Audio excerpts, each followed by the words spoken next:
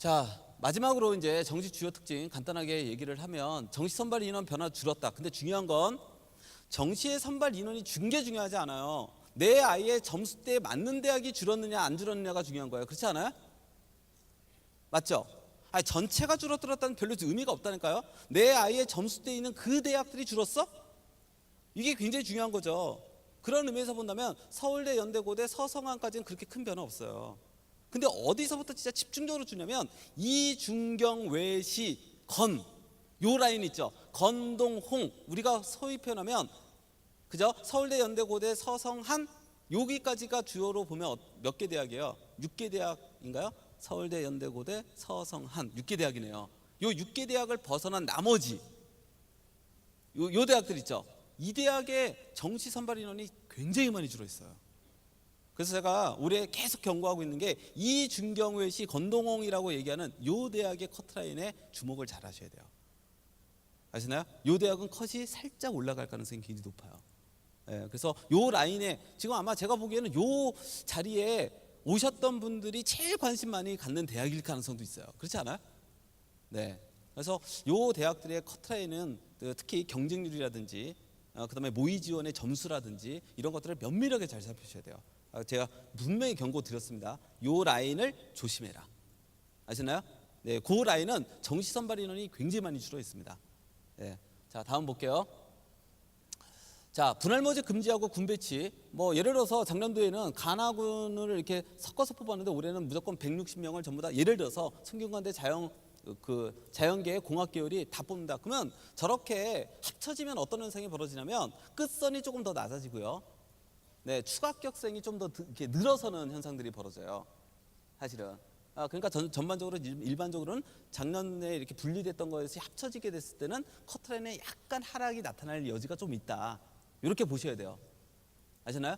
네, 그런 어떤 특징들이 좀 있다라고 하는 것만 잘 살피시면 될 것 같습니다.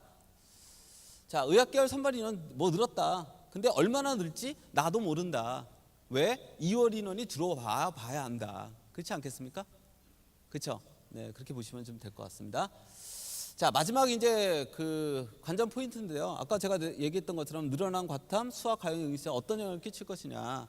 전반적으로 자연계 중위권 라인들이 원서 쓰기가 좀 어려워졌다. 이렇게 보시면 돼요. 그리고 중위권, 중하위권 라인은 또 누구도 사실은 이번에 그 성적의 결과상 아니면 시험의 특성상 누가 다 많이 넘어오게 생겨져 있다? 인문계가 교차 지원이 많이 늘어서게 돼 있다. 그래서 아마 올해는 제 판단은 자연계 중위권 혹은 자연계 중하위권 학생들이 가장 원서가 좀 쓰기 어려운 해가 될 가능성이 좀 있습니다. 네. 그래서 그 학생들은 조금 전략적인 어떤 포지션을 좀 잘 잡으셔야 올해 정시에서 좀 실패를 안 할 가능성이 높다라고 하는 거 보시면 될 것 같고, 그다음에 상위권 대학의 학과 서열 파괴 현상, 즉 상위권 학과의 펑크 현상은 올해도 나타날 거냐? 저는 그렇게 보지는 않아요. 올해는 굉장히 좀 순차적으로 떨어질 가능성이 좀 높다. 그렇다고 해서 어떤 과도 펑크가 없다라고 하는 건 아니에요. 항상 입시는 그런 변수를 안고 있기 때문에 한두 과들은 분명히 나타납니다.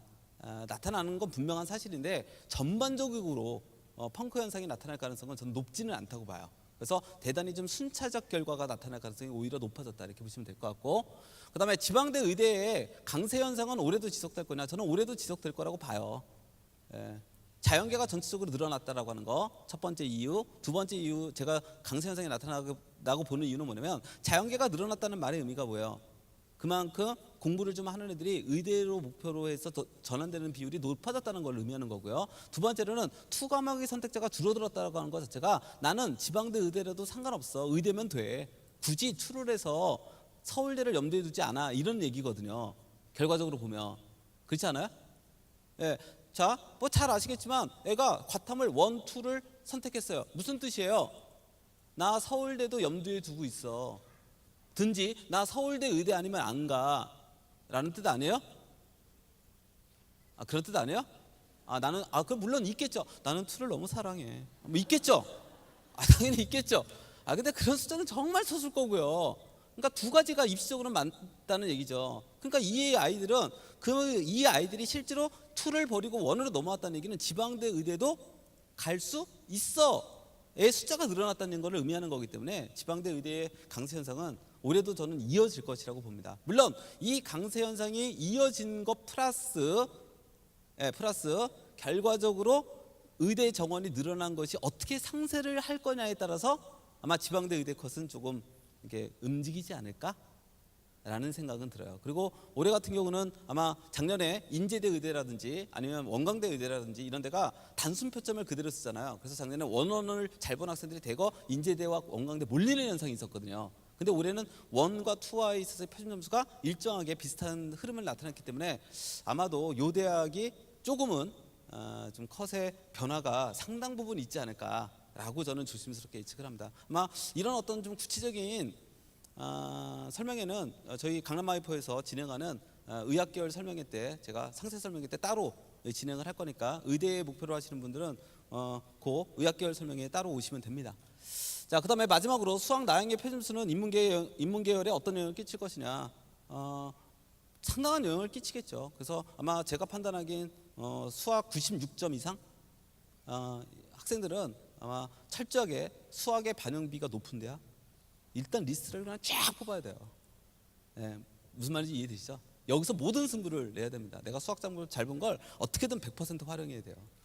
이런 것들 잘 활용하시고, 그래서 전반적으로 그런 의미에서 본다면 대거 제가 판단하기에는 인문계에서 수학 나형의 편수가 워낙 높기 때문에 저런 측면에서도 뭐 경영학과라든지 특히 수학 잘 본 애들이 선호하는 과들이 있잖아요. 이런 데가 주로 상위권 학과들이잖아요. 이런 상위권 학과의 펑크 현상이 조금 더 이렇게 좀 줄어드는 결과로 좀 이어지지 않을까라고 조심스럽게 예측을 합니다.